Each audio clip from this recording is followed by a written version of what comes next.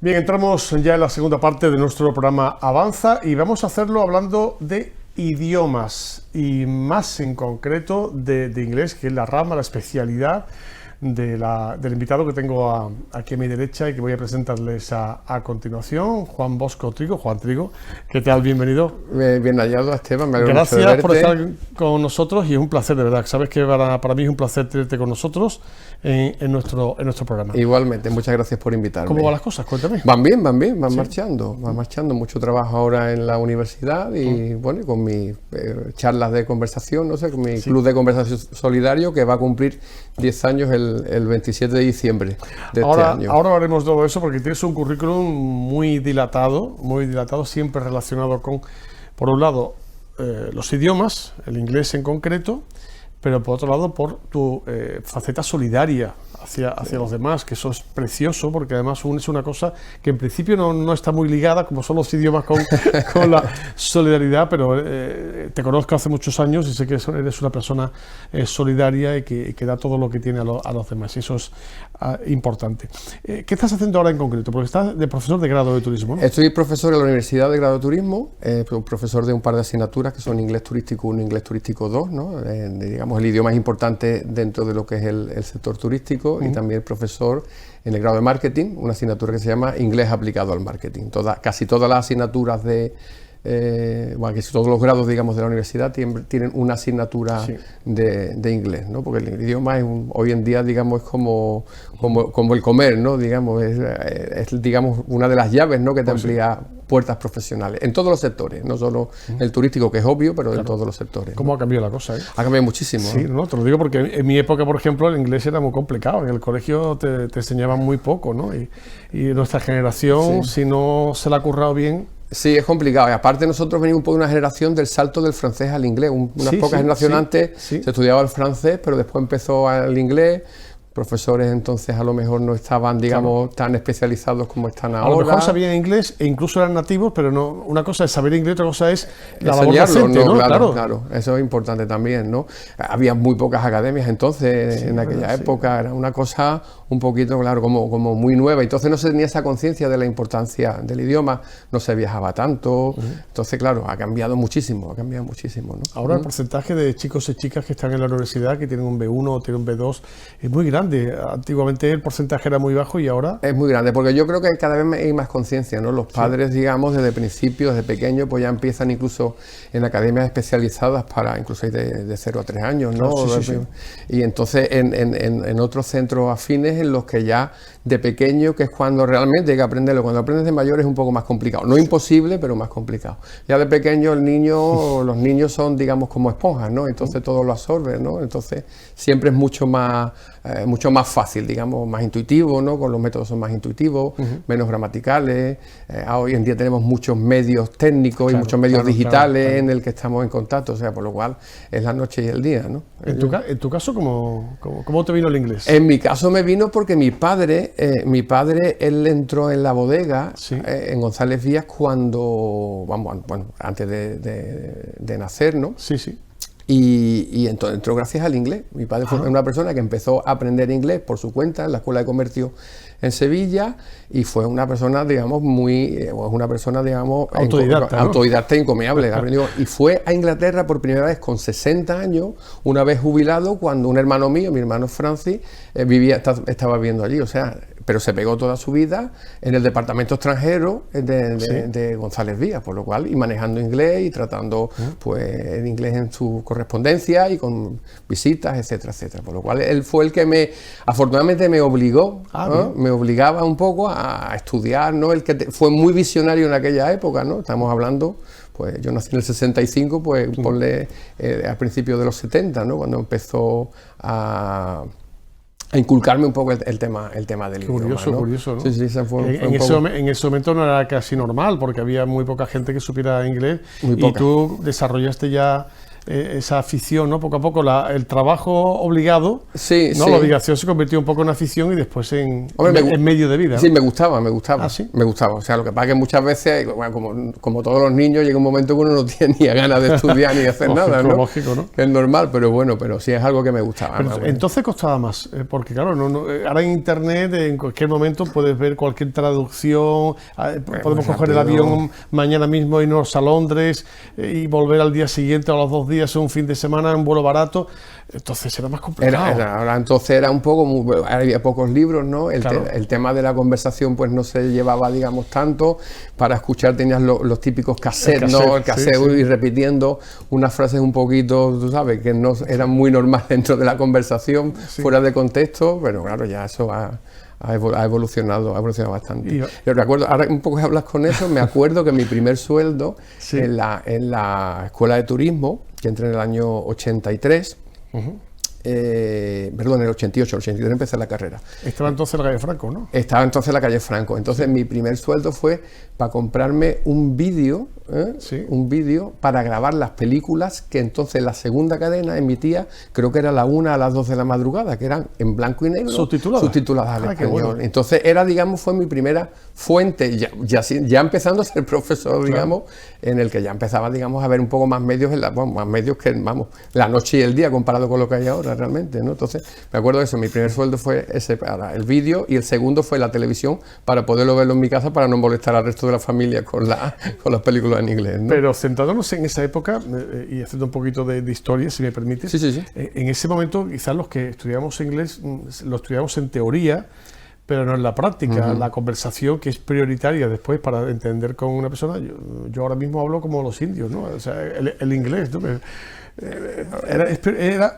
Era prioritaria, pero no se podía hacer, era muy complicado. Ahora lo tiene mucho más fácil. Ahora es más fácil. Yo creo que también hay un factor importante, que nosotros tenemos un poco un sentido del ridículo muy acuciado. O sea, nosotros creo que no queremos tener una frase correcta antes de entablar una conversación. Y yo siempre he dicho que cuando en aquella época veías a extranjeros por Jerez con sus mochilas, con su librito, con su guía, hablaban como los indios, pero se intentaban comunicar, ¿no? Y nosotros también hemos sido un pueblo que digamos, hemos sido muy comunicativos, aunque no bueno en idiomas, pero sí comunicativos. Entonces, por lo menos, se cumplía la función, ¿no? Que era el entenderse, ¿no? A partir de ese momento ya comienzas a hacer de tu afición tu trabajo, y empiezas a colaborar con varios organismos antes de entrar en la universidad, ¿no? ¿Cuál fue un poco tu trayectoria? Sí, bueno, yo empecé en la escuela de turismo en el año 88. Hombre, al principio fueron años complicados porque, bueno, venía con mucha teoría, pero realmente con poca práctica. Entonces, yo digo que aprendí mucho más de profesor que de estudiante, ¿no? Realmente, porque es verdad que el trabajo es lo que te es lo que te enseña, ¿no? Y bueno, me involucré bastante en la labor docente, ¿no? En la labor de la escuela entonces. ¿Y ya empezó el gusanito de la docencia? Sí. ¿No? Bueno, hay que decir que el primer día me temblaban mucho las piernas, ¿no? Me tenía mucho miedo. Y normal. Y la verdad es que yo pensé hasta en dejarlo. Digo, esto no es lo mío, no sé qué. Pero yo creo que tampoco uno se puede rendir a la primera, que hay que intentarlo.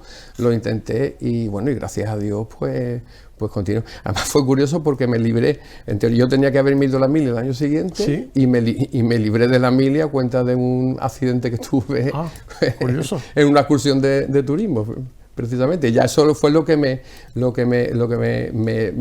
permitió seguir. Yo dije que la mili la hice en la escuela de turismo, ¿no? Realmente, ¿no? Y a partir de ahí, de la escuela de turismo, ¿qué viene a continuación? A partir de la escuela de turismo, los estudios de turismo cambiaron en varias fases, ¿no? Era primero técnico en empresas de actividades turísticas, pasó a diplomatura y después pasó a la inscripción a la universidad. Fue un poquito, estoy resumiendo mucho porque es una trayectoria un poquitín más larga, ¿no?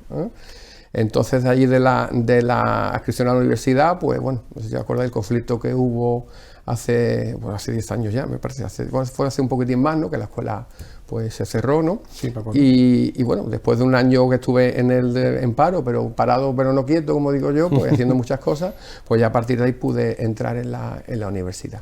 Durante ese año en paro fue cuando decido montar el Club de Conversación Solidario, que fue una iniciativa en la que en un principio era un foro en el que para practicar idiomas, o sea, los idiomas hay que estar practicándolos, no lo puedes olvidar. Y entonces, pues, digo, bueno, pues voy a montar, digamos, con mis antiguos alumnos. El Facebook empezaba un poco a resurgir. Bueno, resurgir no, a empezar. Y entonces, pues, monté el club. Hice un llamamiento y entonces decía, bueno, ¿qué cobro por esto? Entonces yo pensé, porque aquí tenemos un poco la cultura de lo gratis, siempre lo pensaba, y las cosas no son gratis, las cosas cuestan. Claro. Otra cosa que cobres en dinero, que no lo cobres en dinero. Entonces pensé, como era diciembre, digo, bueno, pues yo creo que las campañas de esta solidaridad, digo, vamos a cobrar 1 kilo de alimentos por reunirse. Genial. Y el kilo de alimentos, la verdad que para mi sorpresa, caló bastante, y a partir de ahí hemos tenido una trayectoria, larga trayectoria de 10 años, interrumpida por 10 años, que va a ser el 27 de diciembre del 2022, va a ser los 10 años porque de la primera reunión que tuvimos en Los Dos Deditos. El Dos Deditos, después ha ido cambiando, ahora estáis en el Rincón estamos en el Rincón Granaíno, en La Porvera. En La Porvera estamos los jueves a las 7 de la tarde y los sábados a la 1 del mediodía. ¿Sabes lo que has dicho, no? O sea, acabas de decir ahora mismo que el horario, con lo cual hay gente que a lo mejor dice, yo quiero ir. Todo el mundo está invitado a venir, todo el mundo que quiera venir, que quiera aprender, que quiera conocer a gente, que quiera practicar. ¿Jueves a qué hora? Jueves a las 7 de la tarde. Sí. Y sábados a la 1 del mediodía. ¿Conversaciones entre varias personas? Varias personas, es algo informal, no es una clase al uso, sino simplemente como tú y yo podemos hablar en un bar de cualquier tema. O sea, ¿Solo inglés? Inglés y castellano para extranjeros. Solo. En un principio solo. Tenemos otra sesión que no son esos días, que son los martes a las 7:30 en La Moderna. Eso no la llevo yo. Yo estudié alemán en la escuela de idiomas. Yo fui de la primera promoción de alemán de la escuela de idiomas de aquí de Jerez. Sí. Pero lo tengo que el idioma como se practica. El alemán es complicado. Es complicado. Lo puedo entender, puedo hablar un poco. Incluso cuando he ido a Alemania, pues me he lanzado, pero ahora lo tengo un poco más oxidado. Tienes que ser enérgico para saber alemán. Un poquito fuerza. Lo lleva un compañero, me has dicho, ¿no? Sí, lo lleva un compañero. Lleva Pierre y es el que se encarga. Y entonces él lo hace además es nativo, ¿no? Que ahí yo creo que es nativo. Mejor. Es importante. Te digo porque, claro, si hay alguien, por ejemplo, que nos esté viendo ahora y dice, oye, pues a mí me encantaría pues practicar y tener una conversación en inglés con gente, pues bueno, en algunos casos nativos, por en otros casos que me puedan ayudar y aprender. Siempre se aprende. Sí, yo creo que siempre se aprende con este tipo de iniciativas. ¿Puede ir directamente o tiene que mandarte algún mail? No, que vaya directamente. De todas maneras, puedo dejar mi mail, ¿no? Que es clubdeconversacionsolidario@gmail.com. Vale, lo repito si quieren, ¿no? Sí, repítelo ahora y después lo repetiremos después. Club de Conversación Solidario, todo junto y en minúscula, @gmail.com. Después lo repetiremos al final para que la gente lo pueda anotar y si está interesado, evidentemente, pues pueda ponerse en contacto con Juan. ¿Qué es Juan o es Mr. John? Mr. John es un poco el nombre de guerra, como yo le llamo. La historia de Mr. John es curiosa. El año ese que estuve en paro, pues uno de los trabajos que tuve fue de profesor de extraescolares en la Compañía de María. Sí. ¿No? Entonces me dijeron, bueno, te tienen que tratar los alumnos de usted. Vale. Don Juan me sonaba un poco literario, no me gustaba Don Juan. Vamos en inglés, Mr. Wheat, o sea, Wheat es la traducción de mi apellido, de trigo. Wheat no es una palabra tan conocida realmente. Entonces, bueno, Mr. John.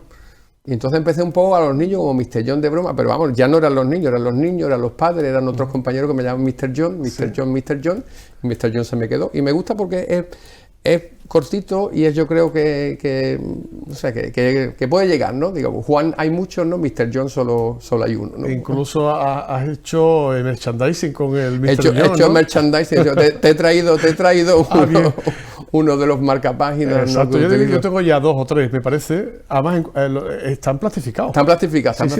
Lo tengo en casa. ¿Sí? Además, fue en una época donde se dejaron, creo que fue en la crisis, se dejaron de hacer muchos de los almanaques de bolsillo. Sí. Y entonces es verdad que el almanaque es algo que, aunque tengamos los móviles, un almanaque de bolsillo, un almanaque para una agenda, un libro, es siempre importante. Entonces, digo, es una manera que digo, al menos en un año no se van a olvidar de mí. Después el año siguiente Dios dirá, ¿no? Te puedo decir que el libro que tengo en la mesita de noche tiene tu marcapáginas y quiero recordar que es de hace como 5 o 6 años. Pero lo tengo ahí guardado siempre y porque ahora como es plastificado no se rompe. No se rompe, ¿no? Saben que el papel o el cartón en un momento determinado pues se puede deteriorar, pero enmarcado, como digo yo, o plastificado no tiene ningún tipo de problema. También te prestas a la traducción, ¿no? Sí, también he hecho trabajo de traducción. ¿Has hecho alguna de traducción simultánea? o es difícil. He hecho alguna traducción simultánea. Para mí es lo más complicado del mundo. No es muy habitual, pero he hecho traducción simultánea. Debe ser muy difícil. Es muy complicado, es muy complicado. Porque claro, estás en una entrevista, por ejemplo, o en un congreso y alguien habla de cuestiones técnicas, muy técnicas. Y claro, como te lees una palabra ya va todo encadenado, ¿no? Normalmente las traducciones simultáneas tienes, digamos, tu guión, ¿no? Verdad que se saben lo que son discursos y tal, tú lo sabes y lo puedes preparar, pero hay otras no, que tienes que un poco tener esa técnica, esa rapidez de ver lo que es traducir. Si se te olvida una palabra, no sabes una palabra en el momento, pues tienes que, pues, al menos el mensaje, digamos, transmitirlo lo más fidedignamente posible, ¿no? Pero esas son, digamos... ¿Y otro tipo de traducciones que hagas? Pues traducciones, muchas técnicas, traducciones técnicas, ¿no? Incluso traducciones también de guiones de cortometrajes. Qué bueno. He hecho también traducciones, alguna médica también, ¿no? Alguna de ingeniería, o sea, siempre también de temas temas culturales también, de museos, ¿no? O sea, que eso es muy el mundo, cartas de restaurantes o catálogo de productos, ¿no? Debe ser apasionante, ¿no? Me gusta mucho porque se aprende mucho. La traducción es un campo en el que uno siempre está mejorando, siempre aprendes de otros campos. Uno no lo puede saber todo. La verdadera traducción siempre hay que hacer las dos partes. Alguien que sepa, digamos, lo que es el contenido técnico y otro que sepa el contenido idiomático, ¿no? O sea, es difícil, pero es bonita, la verdad que me gusta mucho. Que te gusta lo que haces. Bueno. Me gusta mucho lo que hago, Yo creo... Eres feliz, ¿no? Sí, la verdad que sí. Como todos los trabajos tienen lo suyo, ha cambiado mucho el perfil del alumno, ha cambiado mucho también los medios, han cambiado muchas cosas, ¿no? Pero bueno, yo creo que en el fondo lo importante es transmitir, y es aprender, ¿no? O sea, siempre se aprende. Siempre. Además, yo creo que hoy en día la labor del profesor, que ya en cursos que hemos hecho y tal, ha cambiado. O sea, ya lo que es el conocimiento no lo tiene el profesor. Si ahora el conocimiento está a un pie de un clic de teléfono, está Google, están muchos medios. Entonces, pero eso es bueno y malo. Yo no tengo yo... Tiene sus ventajas y sus inconvenientes, la verdad, sí. Incluso te puedes desinformar, decir, ¿no? En algunos casos. Tampoco hay que mirar muy bien lo que se lleva a través de internet, porque no sé si has hecho alguna clase online alguna vez. Sí, bueno, claro, con la pandemia tuvimos clases online, y a partir de ahí un poco ya nos hemos subido a ese carro, ¿no? Entonces, sí. De todas maneras, también, entonces la labor del profesor sería, bueno, es decirte que, bueno, qué página es la correcta, ¿no? O dónde está la información correcta o la información fidedigna, ¿no? O sea, que ya cambia un poco a la labor también de tutorización, ¿no? Como de guía, ¿no? A la persona que necesita saber, que somos todos también, ¿no? Tu labor solidaria no acaba ahí, lógicamente, ¿no? Porque sé que has estado en Save the Children y has estado colaborando con otras ONGs también para ayudar a los demás. Estuve en Save the Children, estuve en un momento en el que tenían un programa de ayuda a niños que no podían ir a clase, no en hospitales, sino en domicilios, ¿no? Sí, tenían un programa. Entonces ellos lo que hacen, bueno, cuando un niño por cualquier motivo médico no puede asistir a clase, pues entonces Save the Children le proporcionaba profesores voluntarios en el que por lo menos tenían un seguimiento del niño para que no perdiese el tiempo de clase estando en su casa convaleciente, ¿no? Una labor solidaria. Es una labor solidaria, sí, eso fue altruista, eso totalmente altruista, ¿no? Porque yo creo que en el fondo, no sé, yo estuve en los Scouts, ¿no? En el grupo de Santa Isabel, y entonces a mí siempre me quedó ese último mensaje de Baden-Powell que decía: tenemos que dejar este mundo un poquitín mejor de como lo hemos encontrado. Que no es difícil porque el mundo está un poco mal, ¿no? Entonces, por poco que se haga, parece mucho, pero yo creo que es labor de todo hacer un poquito. No vamos a hacer grandes cosas, no vamos a hacer premios Nobel ni nada por el estilo, ni se pretende, pero con un poquito que hagamos todos, yo creo que haremos el mundo un poquitín mejor y más habitable. Sí, un grano de arena nada más. Sí, con un grano de arena se hace una montaña, ¿no? Poco a poco, entre uno y otro, colaborando y empujando y trabajando para los demás, evidentemente sin perder la perspectiva empresarial, porque tenemos que comer de algo, está claro, pero sí devolver a la sociedad parte de lo que la sociedad nos ha dado. Sí, todo eso kilo a kilo. O sea, yo creo que es importante. Además, cuando ayudas, cuando hubo el tema de la crisis, que quizás hubo un poco un movimiento en la que la gente era un poco más egoísta, que era comprensible, ¿no? De guardar para sí. Yo creo que cuando tú compartes, después, en el fondo, tú también estás ganando. Claro. Eso es importante. Hay que verlo, no hacerlo porque vas a recibir algo, sino hacerlo porque después, si ganan los demás, tú ganas también, ¿no? De una forma o de otra. todo te acaba revirtiendo. Me ha llamado, cambiando un poco de tema, mucho la atención el trabajo que realizas de terminología básica jurídica. ¿No? Sí, bueno, eso debe te has metido en un fanganal, ¿eh? Bueno, eso fue una asignatura que me tocó dar en la universidad, y claro, la di en Jerez y la di en Algeciras. Fue el primer año que entré en la universidad. Si ya la terminología jurídica es complicada, si además tienes que trasladar al inglés... Sí. Pero los alumnos la verdad es que fueron muy, muy amables en ese sentido, porque claro, ellos me explicaban, yo decía la traducción de la terminología, como era en inglés, pero ellos me decían, no, pero esto en español es esto, y me explicaban, no sé, la diferencia de homicidio, asesinato, no sé cuánto, me decían, empezaban a contar historias. También se aprende. Y aprendí realmente las diferencias, o sea, que eso es... Al final se aprende siempre, como digo yo, ¿no? Hay que ser receptivo, no podemos ir por la vida creyendo que lo sabemos todo, porque, como digo el filósofo, daría todo lo que sé por saber la mitad de lo que no sé. Me gusta, me la quedo. Me la quedo con tu permiso, te la robo. No es mía, pero bueno, la comparto. Y ya casi por último estamos terminando, Juan. ¿Qué proyectos tienes? Porque seguro que en la cartera tienes un montón de proyectos para en un futuro inmediato sacar de decir, voy a hacer esto, voy a hacer lo otro. ¿Qué tienes pensado? Y en poco tiempo. A nivel un poco profesional, personal, llevo tiempo pensando en desarrollar una serie de vídeos, pero muy cortitos, con elementos gramaticales sencillos. Tics, ¿no? Tics, de un minuto y medio como mucho. Sí, que lo que se lleva ahora en TikTok y Instagram. Sí, cosas así. Lo que pasa es que para eso me hace falta muchísimo tiempo, sentarme, y sobre todo hay una labor de planificación bastante grande. Previamente hay que hacer una labor de 40, 50, 100 tics, uno detrás de otro, montarlo, elaborarlo y sacarlo. Bueno, pues...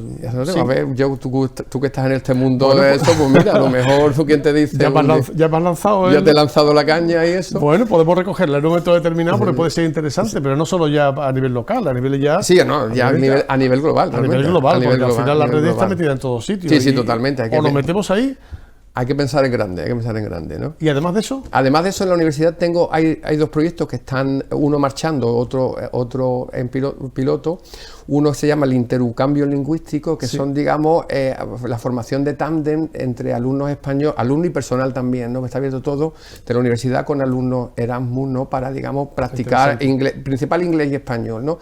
Y después, a nivel de una alianza que hay, la Universidad de los Mares, CU, en la que participa la Universidad de Cádiz con una universidad de Alemania, Malta, Croacia y Polonia, y Francia. Entonces estamos haciendo ese mismo intercambio, pero a través de, digamos, a nivel europeo, pero a través de una plataforma que hace, digamos, los tándem de las personas, y nosotros vamos coordinando. Eso está en fase piloto, que creo que entrará en el segundo semestre. O sea que estamos ahí, estoy, digamos, en lo mismo, pero digamos ya a nivel profesional y con otras esferas, digamos. El inquieto Mr. Jones, que no para. No para. Vamos a finalizar y lo hacemos con el mail antes comentábamos, para cualquier persona que quiera participar en ese club de conversación solidaria los jueves. Los jueves a las 7 de la tarde y los sábados a la 1 del mediodía en el Rincón Granaíno, en la calle Porvera, en la muralla, ¿no? ¿Y el mail? El email es clubdeconversacionsolidario@gmail.com. Club de conversación solidario@gmail.com. Todo Juan, junto. ha sido un placer tenerte como siempre por aquí.